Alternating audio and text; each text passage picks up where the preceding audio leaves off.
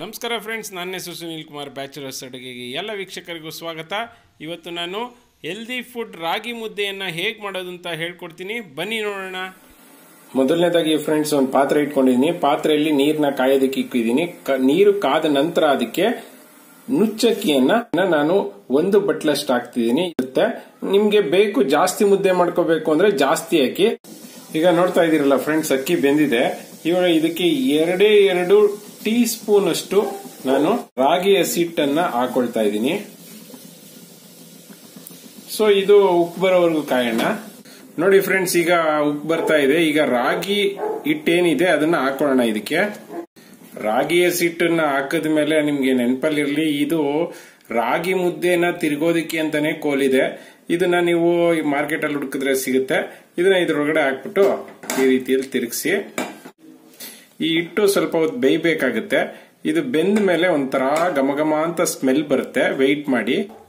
ಹಾಗೆ ಇದನ್ನ ಚೆನ್ನಾಗಿ ಜಡ್ಕೊಳ್ಳಿ ಅಂದ್ರೆ ಕ್ಲೀನಾಗಿ ತಿರ್ಗಿಸ್ಕೊಳ್ಳೋದ್ರಿಂದ ಗಂಟೆಲ್ಲೂ ಹೋಗ್ತವೆ. ನೋಡ್ಕೊಳ್ಳಿ, ಅಕಸ್ಮಾತ್ ಏನಾದ್ರೂ ನಿಮ್ಗೆ ಆಗಿ ಹಿಟ್ಟು ಕಡಿಮೆ ಬರ್ತಾ ಇದೆ ಅಂದ್ರೆ ನೀವು ಇನ್ನೂ ಸ್ವಲ್ಪ ಹಾಕೋಬಹುದು. ಅದಕ್ಕೆ ಹಾಕೊಂಡು ಅದನ್ನು ಕ್ಲೀನ್ ಆಗಿ ತಿರುಗಿಸಿ.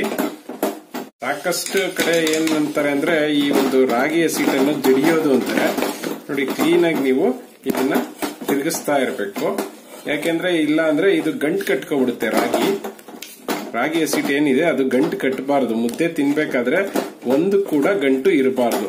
ಆ ರೀತಿಯಲ್ಲಿ ಗಂಟನ್ನ ಒಡ್ಕೋಬೇಕು. ಅದರಲ್ಲೂ ಈ ಅಕ್ಕಿಯನ್ನ ಹಾಕುವಂತಹ ಕಾರಣನೇ ಏನಪ್ಪಾ ಅಂದ್ರೆ ಮುದ್ದೆ ಗಂಟು ಆಗದೆ ಇರ್ಲಿ ಅಂತ. ಅಕ್ಕಿಯನ್ನ ಹಾಕೋದ್ರಿಂದ ಮುದ್ದೆ ಗಂಟುಗಳು ಕಡಿಮೆ ಆಗ್ತವೆ. ತಮಿಳುನಾಡು ಕಡೆ ಎಲ್ಲಾನು ಅಕ್ಕಿ ಹಾಕದೆ ಮುದ್ದೆನೇ ಮಾಡಲ್ಲ.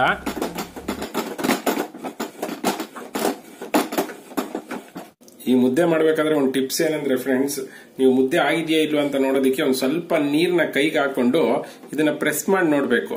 ಕೈಗೆ ಅಂಟಿಸ್ತಾ ಇದ್ರೆ ಇನ್ನು ಮುದ್ದೆ ಬೆಂದಿಲ್ಲ ಅಂತ. ಕೈಗೆ ಅಂಟಿಸ್ತಾ ಇಲ್ಲ ಅಂದ್ರೆ ಅಲ್ಲಿಗೆ ಮುದ್ದೆ ಬೆಂದಿದೆ ಅಂತ ಅರ್ಥ ಆಗುತ್ತೆ. ಸೊ ಈಗ ಮುದ್ದೆ ಆಗಿದೆ ಫ್ರೆಂಡ್ಸ್, ನೀವು ನೋಡಿದ್ರಲ್ಲ, ಕೈಗೆ ಅಂಟಿಸ್ತಾ ಇಲ್ಲ. ಈಗ ಸೈಡ್ಗೆ ಎತ್ತಿಟ್ಕೊಳ್ಳೋಣ, ಮುದ್ದೆ ಕಟ್ಕೊಳ್ಳೋಣ. ಬನ್ನಿ, ಹೇಗೆ ಕಟ್ಟೋದು ಅಂತ ತೋರಿಸ್ತೀನಿ. ಮೊದಲನೇದಾಗಿ ಈ ತರ ಒಂದು ಮರದ್ದು ಅಥವಾ ನಿಮ್ಮ ಮನೆಯಲ್ಲಿ ಹಸಿ ಕಲ್ಲು ಅಂತ ಏನಾದ್ರೂ ಕಲ್ಲೇನಾದ್ರೂ ಒಂದು ಹಿಂಗೆ ಕಟ್ಟೋದಿಕ್ಕೆ, ಮುದ್ದೆ ಕಟ್ಟೋದಿಕ್ಕೆ ಕಲ್ಲಿದ್ರೆ ಅದಕ್ಕೆ ನೀರ್ನ ಹಾಕೊಂಡು ನಂತರ ಮುದ್ದೆಯನ್ನ ಈ ತರ ಕೋಲಲ್ಲೇ ಚೆನ್ನಾಗಿ ತಿರುಗಿಸ್ಕೊಂಡು ಅದನ್ನ ಕೋಲಿಂದನೇ ನೀವು ಎತ್ತಿ ಇದಕ್ಕೆ ಹಾಕೋಬೇಕಾಗತ್ತೆ. ಆನಂತರ ಒಂದು ಸ್ಪೂನಿನ ಸಹಾಯದಿಂದ ಇದನ್ನ ತಕ್ಕೊಂಡು ಕೈಗೆ ಸ್ವಲ್ಪ ನೀರ್ ಹಾಕೊಂಡು ಈ ರೀತಿಯಲ್ಲಿ ಇದನ್ನ ಕಟ್ಕೊಳ್ಳೋಣ. ಕೈ ಸುಡ್ತಾ ಇರುತ್ತೆ, ಆದ್ರೂ ಕೂಡ ಸ್ವಲ್ಪ ಬೇಗ ಕಟ್ಕೋಬೇಕು. ಯಾಕೆಂದ್ರೆ ಮುದ್ದೆ ತಣ್ಣಗಾಗ್ಬಿಟ್ರೆ ಅದನ್ನ ನಾವು ತಿನ್ನೋದಿಕ್ಕೆ ಚೆನ್ನಾಗಿರಲ್ಲ. ಆ ಒಂದು ಕಾರಣಕ್ಕೋಸ್ಕರ ಗುಂಡುಗೆ ಕಟ್ಕೊಳ್ಳೋಣ. ಸೊ ನಿಮ್ಗೆ ಕಾಣಿಸ್ತಾ ಇದೆಯಲ್ಲ ಫ್ರೆಂಡ್ಸ್, ಮುದ್ದೆ ಕಟ್ಟಿದ್ರೆ ಬ್ರೇಕೇಜ್ ಇರೋ ತರ ಕಾಣಿಸ್ಬಾರ್ದು. ಸೊ ಫ್ರೆಂಡ್ಸ್, ಮುದ್ದೆ ರೆಡಿ ಇದೆ. ಅದರಲ್ಲೂ ಕೂಡ ಮುದ್ದೆ ಅಂದ್ರೆ ಹೆಲ್ದಿ ಫುಡ್. ಇದನ್ನ ತಿನ್ನೋದು ಹೇಗಪ್ಪ ಅಂದ್ರೆ ನೋಡಿ, ನಾನು ಇಲ್ಲಿ ಬೇಳೆ ಸಾರು, ಮೂಲಂಗಿ ಬೇಳೆ ಸಾರನ್ನ ಹಾಕೊಂಡಿದೀನಿ. ಇದನ್ನ ನೋಡಿ ಈ ರೀತಿಯಲ್ಲಿ ಕಟ್ಬಿಟ್ಟು ಕ್ಲೀನ್ ಆಗಿ ನಿಮ್ಗೆ ಎಷ್ಟು ದಪ್ಪ ಬೇಕು ಅಷ್ಟು ದಪ್ಪ ಕಟ್ಬಿಟ್ಟು ಸಾಂಬಾರ್ಗೆ ಕ್ಲೀನ್ ಆಗಿ ಹಚ್ಕೊಂಡು ನಾಲ್ಗೆ ಮೇಲೆ ಇಕ್ಕೊಂಡು ಗಂಟ್ಲಿಗೆ ನುಂಗ್ಬಿಟ್ರೆ ಹೇಗಿದೆ ಅಂತೀರಾ, ಸೂಪರ್ ಆಗಿರುತ್ತೆ. ಸೊ ನೋಡಿದ್ರಲ್ಲ ಫ್ರೆಂಡ್ಸ್, ಇವತ್ತು ನಾನು ಮಾಡಿದಂತಹ ಮುದ್ದೆ, ಅದರಲ್ಲೂ ಅಕ್ಕಿಯನ್ನ ಹಾಕಿ ಹೇಗೆ ಮುದ್ದೆ ಮಾಡೋದು ಅಂತ ಹೇಳ್ಕೊಟ್ಟಿದ್ದೀನಿ. ಈ ವಿಡಿಯೋ ನಿಮ್ಗೆಲ್ಲ ಇಷ್ಟ ಆಯ್ತು ಅನ್ಕೊಳ್ತೀನಿ. ಇಷ್ಟ ಆಗಿದ್ರೆ ಲೈಕ್ ಬಟನ್ ಹಿಟ್ ಮಾಡಿ, ನನ್ನ ಚಾನಲ್ಗೆ ಸಬ್ಸ್ಕ್ರೈಬ್ ಆಗೋದನ್ನ ಮರಿಬೇಡಿ. ಜೈ ಹಿಂದ್, ಜೈ ಕರ್ನಾಟಕ ಮಾತೆ.